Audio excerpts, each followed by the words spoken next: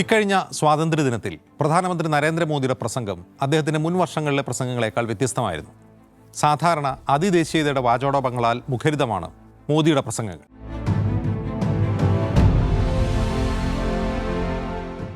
വിരിഞ്ഞ നെഞ്ചും കൈകൾ ഉയർത്തിയുള്ള അതിമാനുഷ്യഭാവവുമൊന്നും ഇക്കുറി കാണാൻ കഴിഞ്ഞില്ല.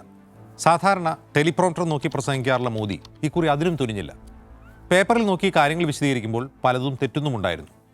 നെഹ്റുവിനെയും മുൻ കോൺഗ്രസ് സർക്കാരുകളെയും കുറ്റപ്പെടുന്ന മോദിയെയാണ് സാധാരണ ചെങ്കോട്ടയിൽ കാണാറുള്ളതെങ്കിൽ ഇക്കുറി നെഹ്റുവിനെ പറ്റി മോദി ഒന്നും മിണ്ടിയില്ല. പകരം 2047 ഇന്ത്യ വികസിത രാജ്യമാവുമെന്നും അതിലേക്കുള്ള 7 വഴികൾ അഥവാ സപ്തധാര ഇവയൊക്കെയാണ് മോദി വിശദീകരിച്ചത്. ജന്തർ മന്ദർ പ്രക്ഷോഭത്തെ തുടർന്ന് യുവാക്കൾക്ക് പ്രതീക്ഷ നൽകുന്ന തരം പ്രസംഗമായിരുന്നു അത്. 2001 മുതൽ 14 വരെ 13 വർഷം ഗുജറാത്ത് മുഖ്യമന്ത്രിയായിരുന്ന നരേന്ദ്രമോദി പ്രധാനമന്ത്രി പദത്തിൽ 12 വർഷം പൂർത്തിയാക്കി കഴിഞ്ഞു. ഗുജറാത്ത് മോഡൽ വികസന മാതൃക ഉയർത്തിയാണ് മോദി ഇന്ത്യയിലെ നഗരവാസികളായ മധ്യവർഗത്തിൻ്റെ പിന്തുണ നേടിയെടുത്തത്. ഒരു വ്യാഴവട്ടക്കാലം ഒരു രാജ്യം ഒരേ ഒരാൾ ഭരിക്കുമ്പോൾ പൊടുന്നനെ വലിയ തോതിലുള്ള ജനരോഷം ദൃശ്യമാവുന്നത് എന്തുകൊണ്ടാണ്? മോദി ഗുജറാത്തിൽ നടപ്പാക്കിയ വികസന മാതൃക തന്നെയാണ് പ്രധാനമന്ത്രിയായി രാജ്യത്ത് നടപ്പാക്കിയത് എന്നതാണ് വാസ്തവം. ദേശീയ ശരാശരിയേക്കാൾ GDP ഉള്ള സംസ്ഥാനമാക്കി ഗുജറാത്തിനെ മാറ്റിയ മോദി എന്താണോ ഗുജറാത്തിൽ ചെയ്യാൻ ശ്രമിച്ചത് അത് തന്നെയാണ് ഇന്ത്യ എമ്പാടും നടപ്പാക്കിയത്. അത് മനസ്സിലാക്കണമെങ്കിൽ എന്താണ് മോദി ഗുജറാത്തിൽ ചെയ്തത് എന്ന് മനസ്സിലാക്കണം. ഗുജറാത്ത് സംസ്ഥാനം ദീർഘമായ കടൽ തീരമുള്ള പരമ്പരാഗതമായി വാണിജ്യം തഴച്ചു വളർന്ന ഒരു സംസ്ഥാനമാണ്. മെയിൻലാൻഡ് ഗുജറാത്ത് എന്ന് പറയുന്നത് മുംബൈ മുതൽ അഹമ്മദാബാദ് വരെ നീണ്ടുകിടക്കുന്ന ഒരു ഇടനാഴിയാണ്. ബ്രിട്ടീഷുകാരുടെ കാലത്ത് തന്നെ പശ്ചാത്തല സൗകര്യ വികസനവും വ്യാവസായിക വികസനവും സാധ്യമായ മേഖലയാണിത്. സൗരാഷ്ട്ര, കച്ച്, കിഴക്കൻ ആദിവാസി മേഖല എന്നിവ എല്ലാ കാലത്തും അവികസിതമായി തന്നെ തുടർന്നിരുന്നു. കാർഷിക വ്യാവസായിക മേഖലകളിലെ വളർച്ച മുമ്പ് സൂചിപ്പിച്ച ആ ഗോൾഡൻ കോറിഡോറിലാണ് സംഭവിച്ചത്. ഹരിത വിപ്ലവവും ധവള വിപ്ലവവുമെല്ലാം ഏറ്റവും നന്നായി പ്രതിഫലിച്ച ഒരു സംസ്ഥാനമാണ് ഗുജറാത്ത്. കോൺഗ്രസ് ഭരിച്ചിരുന്ന ഈ സംസ്ഥാനത്ത് ഇന്ദിരാഗാന്ധിയുടെ കാലത്തുണ്ടായ പിളർപ്പിനെ തുടർന്ന് മൊറാർജി ദേശായിയുടെ സംഘടനാ കോൺഗ്രസിനൊപ്പമാണ് ഗുജറാത്തിലെ കോൺഗ്രസ്സുകാർ നിലയുറപ്പിച്ചത്. ഈ കാലഘട്ടത്തിലാണ് അവിടെ ഹിന്ദുത്വ ശക്തികളുടെ വളർച്ചയും. അഹമ്മദാബാദിലും മറ്റ് നഗരങ്ങളിലും വർഗീയ കലാപങ്ങൾ പതിവായി. പാകിസ്ഥാനുമായി അതിർത്തി പങ്കിടുന്ന സംസ്ഥാനമായതിനാൽ പാകിസ്ഥാനിൽ നിന്നുള്ള നുഴഞ്ഞുകയറ്റത്തെക്കുറിച്ച് അപസർപ്പക കഥകൾ പ്രചരിപ്പിച്ചതും ഹിന്ദുത്വ രാഷ്ട്രീയത്തിന് വളക്കൂറുണ്ടാക്കി. 90കളിൽ BJP ഗുജറാത്തിൽ അധികാരം പിടിച്ചു. കേശുഭായ് പട്ടേൽ മുഖ്യമന്ത്രിയായിരിക്കെ 2001 ഭൂകമ്പമാണ് ഗുജറാത്തിൽ മോദിയെ കൊണ്ടുവരുന്നത്. ഗുജറാത്ത് ഭൂകമ്പ ദുരിതാശ്വാസ പ്രവർത്തനങ്ങളിൽ പരാജയപ്പെട്ട കേശുഭായ് പട്ടേലിനെ മാറ്റി മോദി ഗുജറാത്ത് മുഖ്യമന്ത്രിയായി. ഗുജറാത്തിലെ വ്യവസായ വളർച്ച 90കളിൽ തന്നെ ശക്തി പ്രാപിച്ചിരുന്നു. നരസിംഹറാവു സർക്കാരിൻ്റെ ഉദാരവൽക്കരണ നയം, പരമ്പരാഗതമായി വാണിജ്യ പ്രാധാന്യമുള്ള സംസ്ഥാനം, മഹാരാഷ്ട്രയോടും മുംബൈയോടും ചേർന്ന് കിടക്കുന്ന ഭൂമിശാസ്ത്രപരമായ സ്ഥാനം എല്ലാം ഗുജറാത്തിന് അനുകൂലമായിരുന്നു. മോദി അധികാരത്തിലെത്തിയതോടെ ആഭ്യന്തര വിദേശ മൂലധനം ആകർഷിക്കാൻ ബോധപൂർവം ശ്രമിച്ചു. 3 ടേം പൂർത്തിയാക്കിയതോടെ ഗുജറാത്തിൻ്റെ വളർച്ചാ നിരക്ക് 2 അക്കം കടന്നു. ഈ വളർച്ചാ നിരക്കിനെയാണ് മോദി ഗുജറാത്ത് മോഡലായി അവതരിപ്പിക്കുകയും പിന്നീട് പ്രധാനമന്ത്രി പദത്തിലേക്കുള്ള മാർഗമായി തിരഞ്ഞെടുക്കുകയും ചെയ്തത്. സൂക്ഷ്മമായി പരിശോധിച്ചാൽ ഇതേ ഗുജറാത്ത് മോഡൽ തന്നെയാണ് മോദി ഇന്ത്യ മുഴുവൻ നടപ്പാക്കാൻ ശ്രമിച്ചതെന്ന് കാണാം. മൂലധന വിപണിക്ക് താൽപ്പര്യമുള്ള വ്യവസായങ്ങളാണ് ഗുജറാത്തിലേക്ക് മോദി കൊണ്ടുവന്നത്. പെട്രോകെമിക്കൽ, കെമിക്കൽ വ്യവസായങ്ങൾ, തുറമുഖങ്ങൾ എന്നിവയായിരുന്നു അവ. ഗുജറാത്ത് ഇൻഡസ്ട്രിയൽ ഡെവലപ്മെൻറ്റ് കോർപ്പറേഷൻ ഭൂമി ഏറ്റെടുത്തതിൻ്റെ അളവ് 10 മടങ്ങായി. കൃഷിഭൂമികൾ വൻതോതിൽ വ്യാവസായികവൽക്കരിക്കപ്പെട്ടു. മോദിയുമായി അടുത്ത ബന്ധമുള്ള അദാനി ഗുജറാത്തിൽ രാജ്യത്ത് തന്നെ ഏറ്റവും വലിയ സ്വകാര്യ തുറമുഖം സ്ഥാപിച്ചു.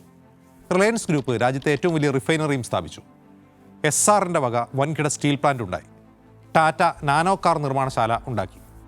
ഇത്തരം വൻകിട പദ്ധതികൾ ഗുജറാത്തിലേക്ക് എത്തിയപ്പോൾ വൻതോതിൽ തൊഴിൽ ഉൽപ്പാദിപ്പിച്ചുവെന്ന് കരുതിയെങ്കിൽ തെറ്റി. സംസ്ഥാനത്തെ വ്യാവസായിക ഉൽപ്പാദനത്തിൻ്റെ 34% പെട്രോൾ കെമിക്കൽ ഇൻഡസ്ട്രിയാണ്. എന്നാൽ ഇതിൽ തൊഴിൽ സാധ്യത തുലവും വിരളമാണ്. 15% വരുന്ന കെമിക്കൽ ഇൻഡസ്ട്രിയുടെ കാര്യവും അങ്ങനെ തന്നെയാണ്. 3000 കോടിയോളം നിക്ഷേപമുള്ള സാനദിലെ ടാറ്റയുടെ നാനോ കാർ പ്ലാന്റിൽ 2000 തൊഴിലാളികളാണ് ആകെയുള്ളത്. ഒരാൾക്ക് തൊഴിൽ കിട്ടാൻ 1.25 കോടി രൂപയെങ്കിലും നിക്ഷേപിക്കണമെന്നർത്ഥം. ഇത് മനസ്സിലാക്കാൻ ഒരു താരതമ്യം അനിവാര്യമാണ്. മോദിയുടെ കാലത്ത് ഗുജറാത്ത് വ്യാവസായിക നിക്ഷേപത്തിൽ ഒന്നാമതായിരുന്നു.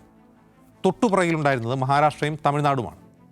2013 രാജ്യത്തെ സ്ഥിര മൂലധന നിക്ഷേപത്തിൻ്റെ 18% ഗുജറാത്തിലായിരുന്നുവെങ്കിൽ രാജ്യത്തെ ഫാക്ടറി തൊഴിലാളികളുടെ 9% ഗുജറാത്തിലുണ്ടായിരുന്നുള്ളൂ. അതേസമയം തമിഴ്നാട്ടിലാകട്ടെ രാജ്യത്തെ സ്ഥിര മൂലധന നിക്ഷേപത്തിൻ്റെ 9.8% ഉണ്ടായിരുന്നുള്ളൂ എങ്കിലും രാജ്യത്തെ ഫാക്ടറി തൊഴിലാളികളുടെ 16% അവിടെയായിരുന്നു. അതായത് ഗുജറാത്തിലേത് തൊഴിൽ ഉൽപ്പാദിപ്പിക്കാത്ത വ്യാവസായിക വളർച്ചയായിരുന്നു എന്ന് സാരം. ഗുജറാത്തിൽ കൂടുതൽ തൊഴിൽ ഉൽപ്പാദിപ്പിച്ചിരുന്ന ചെറുകിട വ്യവസായ മേഖല പ്രതിസന്ധിയിലായതോടെ കാര്യങ്ങൾ കൂടുതൽ വഷളായി. നോട്ട് നിരോധനം ആ തകർച്ച പൂർത്തിയാക്കി. പ്രധാനമന്ത്രി പദത്തിലിരുന്ന് മോദി രാജ്യത്ത് നടപ്പാക്കിയതും ഇതേ നയങ്ങളാണ്. അദാനിക്കും അംബാനിക്കും വേണ്ടി രാജ്യത്ത് നിയമങ്ങൾ മാറ്റിയെഴുതി. ഈ 2 പേർ മാത്രം പരസ്പരം മത്സരിക്കാതെ ഇരുവർക്കും ആവശ്യമായ മേഖലകൾ അവർക്ക് വേണ്ടി തീരെഴുതി. മോദിയുടെ കാലത്ത് ഇന്ത്യ ലോകത്തെ ഏറ്റവും വലിയ 4ാമത്തെ സാമ്പത്തിക ശക്തിയായി മാറി. എന്നാൽ ഈ വളർച്ചാ നിരക്ക് ഇന്ത്യയിൽ തൊഴിൽ ഉൽപ്പാദിപ്പിച്ചില്ല. കാരണം വൻകിട തുറമുഖങ്ങളും ഊർജ്ജ പ്ലാന്റുകളും കൽക്കരി ഖനികളും രാജ്യത്തെ വിദ്യാസമ്പന്നരായ യുവാക്കൾക്ക് തൊഴിൽ നൽകാൻ ഉതകുന്നതായിരുന്നില്ല. അതായത് തൊഴിലുൽപാദനത്തിൻ്റെ കാര്യത്തിൽ പരാജയപ്പെട്ട ഗുജറാത്ത് മോഡലിനാണ് 2014 രാജ്യം വോട്ട് നൽകി വിജയിപ്പിച്ചത്. അതേ മോഡലിൻ്റെ പരാജയമാണ് ഇന്ന് മോദി നേരിടുന്ന ജനരോഷത്തിന് കാരണവും. മോദി 2014 അധികാരത്തിലെത്തിയില്ലായിരുന്നുവെങ്കിൽ രാജ്യം ഇന്നത്തെ സ്ഥിതിയേക്കാൾ മെച്ചമാവുമായിരുന്നു എന്നാണ് ടെക്സസ് ടെക് യൂണിവേഴ്സിറ്റിയിൽ 2 ഗവേഷകർ നടത്തിയ ശാസ്ത്രീയ പഠനം പറയുന്നത്. രാജ്യത്തിൻ്റെ GDP വളർച്ച മുതൽ നിയമവാഴ്ച, ജനാധിപത്യ സ്വഭാവം തുടങ്ങി 11 വിഷയങ്ങളാണ് അവർ പഠനം നടത്തിയത്. പൊളിറ്റിക്കൽ സയൻസ് വിഭാഗത്തിലെ Kevin Greer, agriculture and applied economics വിഭാഗത്തിലെ റോബിൻ ഗ്രീർ എന്നിവരാണ് ശാസ്ത്രീയ മാനകങ്ങൾ ഉപയോഗിച്ച് ഈ പഠനം നടത്തിയത്. ഇന്ത്യയോട് സാമ്യമുള്ള സാമ്പത്തിക വളർച്ചയുള്ള മറ്റു രാജ്യങ്ങളുമായി താരതമ്യം ചെയ്താണ് പഠനം. മോദിക്ക് മുമ്പുള്ള 30 വർഷത്തെ രാജ്യത്തിൻ്റെ സ്ഥിതി വിവര കണക്കുകൾ കൂടി ഉപയോഗിച്ചുള്ള ഈ പഠനം പറയുന്നത് ഇന്ത്യയുടെ പ്രതിശീർഷ വരുമാനം മോദിക്ക് മുമ്പുള്ള 30 വർഷമായി താരതമ്യം ചെയ്യുമ്പോൾ കീഴ്പോട്ട് പോയി എന്നാണ്. അതായത് മറ്റ് രാജ്യങ്ങളുമായി താരതമ്യം ചെയ്യുമ്പോൾ ഇന്ത്യക്ക് നേടാവുന്ന പ്രതിശീർഷ വരുമാനത്തിൽ നിന്ന് 10% കുറവാണ് മോദിക്ക് നേടാൻ കഴിഞ്ഞത് എന്നാണ്. മറ്റ് മേഖലകളിലെ രാജ്യത്തിൻ്റെ തകർച്ച മുമ്പ് പലവട്ടം പലരും ചൂണ്ടിക്കാട്ടിയതാണ്. ഈ പഠനത്തിൻ്റെ മറ്റൊരു പ്രത്യേകത മോദി അധികാരത്തിലെത്തിയ ശേഷം ഉണ്ടായ നോട്ട് നിരോധനം, കോവിഡ് എന്നിവ സാമ്പത്തിക വളർച്ചയെ പിന്നോട്ടടിപ്പിച്ചോ എന്ന് പരിശോധിക്കുന്നതാണ്. അതിനുവേണ്ടി 2001 മുതൽ 2013 വരെയുള്ള കാലത്ത് മോദി ഇന്ത്യ ഭരിച്ചിരുന്നുവെങ്കിൽ എന്ത് മാറ്റമുണ്ടാവുമായിരുന്നു എന്നും അവർ പരിശോധിക്കുന്നുണ്ട്. അഴിമതി, ഗവേണൻസ് എന്നിവയെക്കുറിച്ചുള്ള മോദിയുടെ വാഗ്ദാനങ്ങളെല്ലാം തിരിച്ചടിക്കുകയായിരുന്നു എന്ന് ഈ പഠനം ചൂണ്ടിക്കാട്ടുന്നു. മറ്റ് രാജ്യങ്ങളെ ഇന്ത്യയുമായി താരതമ്യം ചെയ്യുമ്പോഴുള്ള പ്രശ്നങ്ങൾ ഈ പഠനത്തിന് ചൂണ്ടിക്കാട്ടാം. കാരണം ഇന്ത്യയെ ചൈന, ഇന്തോനേഷ്യ, ബ്രസീൽ തുടങ്ങിയ രാജ്യങ്ങളുമായി താരതമ്യം ചെയ്യുന്നതിൽ പ്രശ്നങ്ങളുണ്ടെന്ന് ഈ പഠനത്തിൻ്റെ വിമർശകർ പറയുന്നുണ്ട്. അപ്പോഴും മോദിയുടെ വികസന മോഡൽ ഡെലിവർ ചെയ്യുന്നതിൽ പരാജയമാണെന്ന് നിഗമനത്തിൽ എത്തേണ്ടി വരും. ഇത്രയും മോശം റിസൾട്ട് ഉണ്ടാക്കിയ ഒരു ഭരണാധികാരി പിന്നെ എങ്ങനെയാണ് തുടർച്ചയായി തെരഞ്ഞെടുപ്പുകൾ ജയിക്കുന്നത്? പ്രതിപക്ഷത്തിൻ്റെ അനൈക്യം ആണ് എന്നാണ് ഈ പഠനം പറയുന്നത്. അതിനുവേണ്ടി വിവിധ തെരഞ്ഞെടുപ്പുകളിൽ BJP നേടുന്ന വോട്ട് വിഹിതവും സീറ്റ് വിഹിതവും ഇവർ താരതമ്യം ചെയ്യുന്നുണ്ട്. മോദിയും അദ്ദേഹത്തിൻ്റെ പാർട്ടിയും ഇപ്പോൾ നേരിടുന്ന ജനരോഷത്തിന് കാരണം ഇതാണ്: തൊഴിൽ ഉൽപ്പാദിപ്പിക്കാത്ത വികസനം. തൊഴിലില്ലാത്ത യുവാക്കളെ എത്ര കാലം വിദ്വേഷ രാഷ്ട്രീയത്തിൽ തളച്ചിടാൻ കഴിയുമെന്ന ചോദ്യത്തിന് അതിന് ഒരവസാനമായിരിക്കുന്നു എന്ന മറുപടിയാണ് രാജ്യത്തെ യുവാക്കൾ നൽകുന്നത്. ആ യുവാക്കളോട് 2047 ഇന്ത്യ വികസിത രാജ്യമാവുമെന്ന് പറഞ്ഞാൽ മതിയാവുമോ?